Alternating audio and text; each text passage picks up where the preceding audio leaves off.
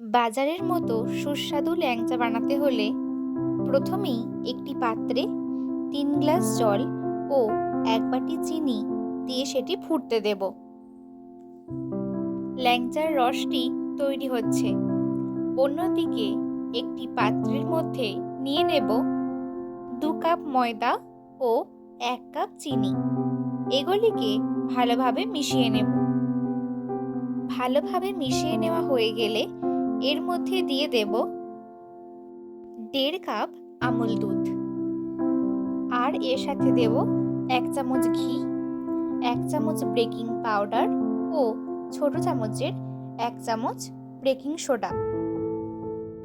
এগুলিকে ভালোভাবে মিশিয়ে নেব।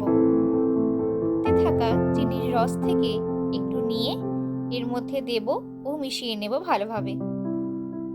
মিশ্রণটিকে ভালোভাবে মাখা হয়ে গেছে।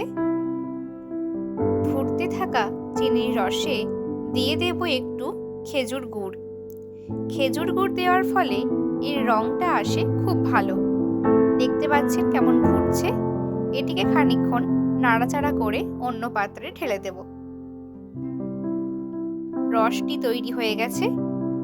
এবার কড়াইয়ের মধ্যে 4 থেকে 5 চামচ ঘি গরম করতে দিলাম। ঘিটি গরম হচ্ছে। অন্য পাত্রে মেখে রাখা মিশ্রণটির থেকে ছোট ছোট লেচি কেটে নিলাম। এরপর এইগুলিকে হাতে আলতো চাপ দিয়ে ল্যাংচার আকারে গড়ে নেব। দুই দিক যেন ফেটে না যায় এটি খেয়াল রাখতে হবে। সেই চাপ দিলে দুই দিক ফেটে যাওয়ার সম্ভাবনা থাকে। ল্যাংচা তৈরি হয়ে গেছে। এবার এগুলিকে ঘিয়ের মধ্যে ভেজে নেব লাল লাল করে। গ্যাসটিকে লো ফ্লেমে রেখে ভেজে নিতে হবে, না হলে বেশি ভাজা হয়ে গেলে রস ঢুকতে অনেক সময় লাগবে। লাল লাল হয়ে এসছে।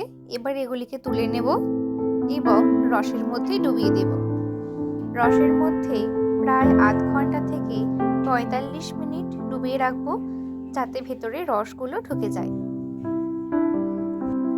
রেডি হয়ে গেছে আজকের রেসিপি। দেখে নিন এর রিভিউটি।